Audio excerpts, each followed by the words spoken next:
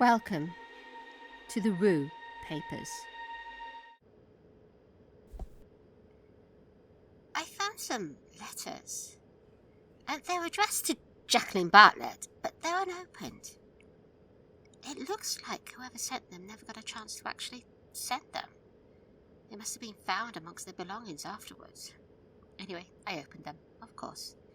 They're from that medium, Edwina. The one that was involved in the case of Rayton Smith, the house, and the little girl, and that seance. Anyway, there's only 3 of them, so here we go. Dear Jack, how are things? Well, we're in the middle of a war, and God knows what kind of war you're fighting, but it's hell for the rest of us. So, that's a stupid question.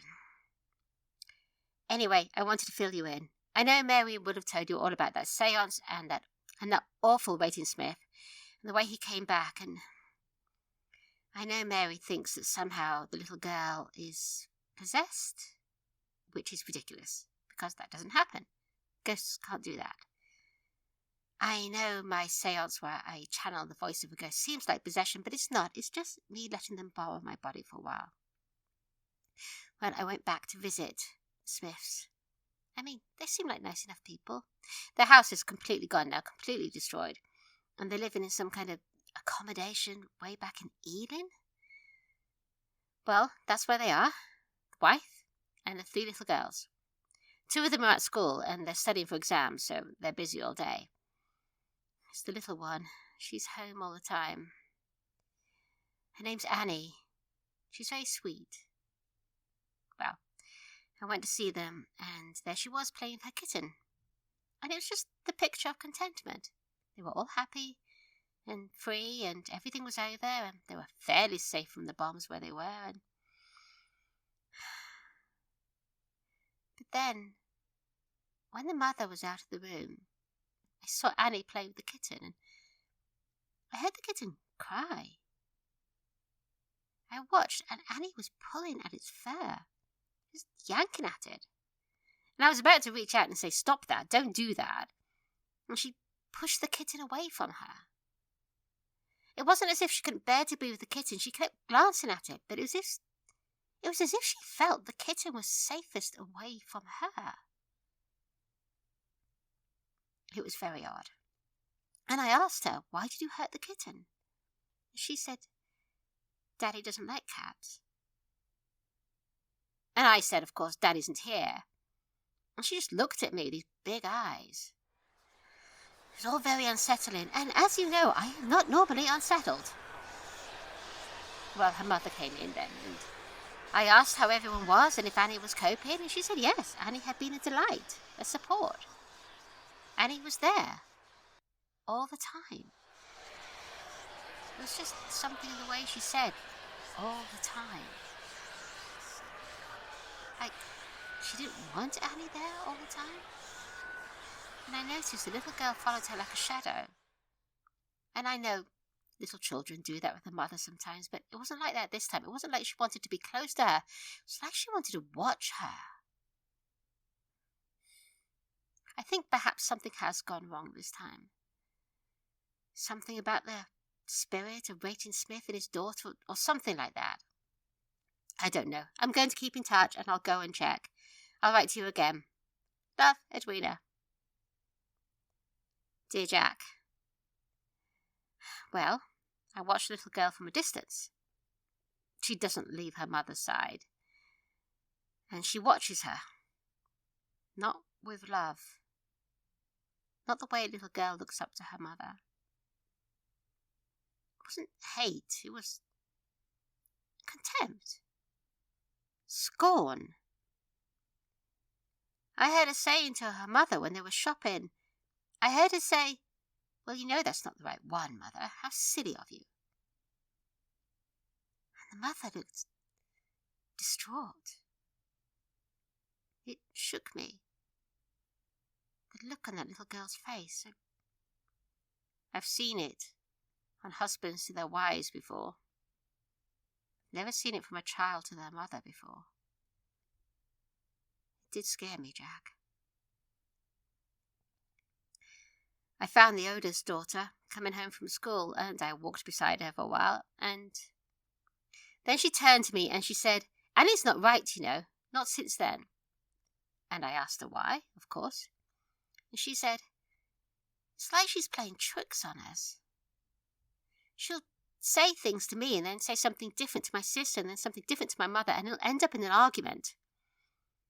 And she keeps telling me I'm useless. She never used to. She used to adore me. Now she just looks at me like I'm shit on a shoe, basically." I know that look. It's the same one my father used to give me. He was so disappointed in having daughters. And now she looks at me the same way, and it's not right in a little girl. As Mary mentioned, the mother is a sensible woman. She can see what's happening. "He came back," she said. "He always said he'd never leave me alone, and he never has, but it's my little girl, and sometimes I can see her struggling not to say something, not to do something. Well, sometimes she wins. Sometimes I see her walk away and play in the garden happily for hours. It's worse when she sleeps, though. I can hear whispers coming from her room. Sometimes I hear his voice coming from her room. He can't be there, we got rid of him, but still.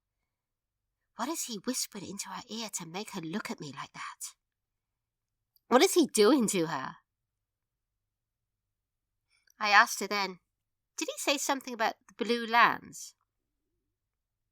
She shook her head and said no, but the second daughter heard me, and she came in and said he'd heard him talking to somebody once, and that person had said to him, "The blue lands means you never really leave. You can watch them from afar if you want to, as a good husband and father should do." I asked her where she was, and she said this was at the house where he used to work. She couldn't remember the name. Okay, fine. Lots of people believe that, though, that somehow they'll be able to watch over their loved ones after death. But these weren't his loved ones. These were people he controlled. These were his victims. They really ought to be allowed to be alone. I'm going to stop this, Jack. I'm going to find a way to stop this. See you soon. Love, Edwina. Dear Jack. Okay. I have a plan.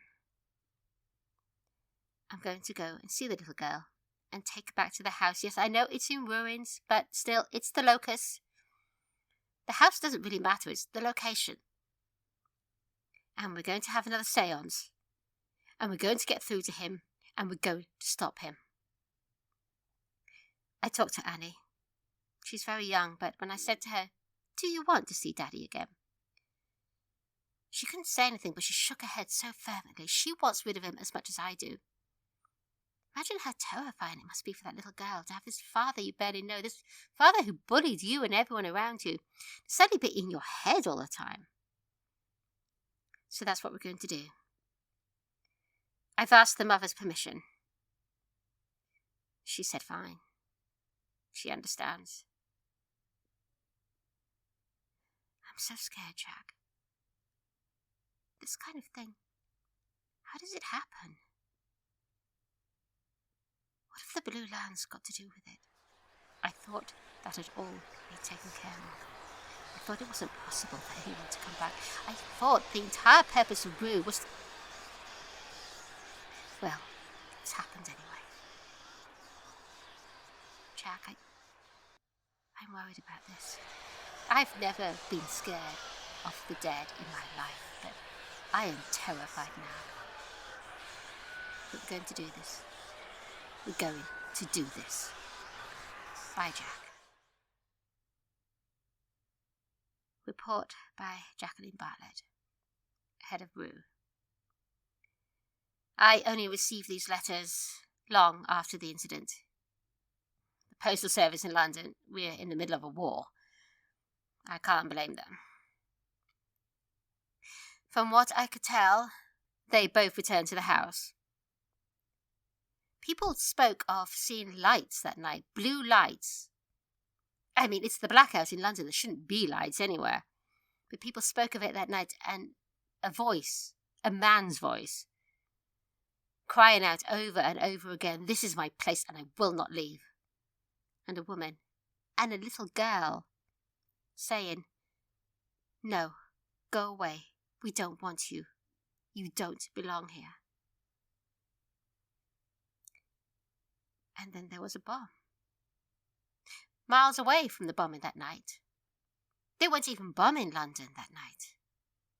One single bomb somehow made their way to that house and killed both Edwina and that little girl. I've tried to get in touch with Mrs. Smith since then, but she seems to have left the country with her daughters. It's terrifying. Edwina was the most sensible medium I've ever met in my entire life. How can this have happened to her? How could this have happened to a child? He took her. He took her life. She walked and talked, but it was his mind inside there, his voice speaking. And she fought it as only a little girl can, but we have to redouble our efforts for the Blue Lands. We have to make sure nothing else can come through. Whatever happens, we can't fail. Edwina was willing to sacrifice her life. We have to be the same. We have to be willing to sacrifice everything we've got to stop them coming back from the Blue Lands, because God knows, we can't have this happen again. Jacqueline Bartlett, head of WWII. I'm not entirely sure what all that meant. He possessed her? People who come back from the Blue Lands can possess people? I don't know. I don't like it.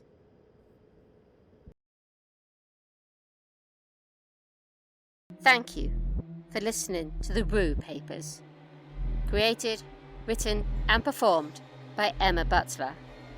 For bonus materials, please visit my Patreon. And don't forget, listeners, some stories should never be read.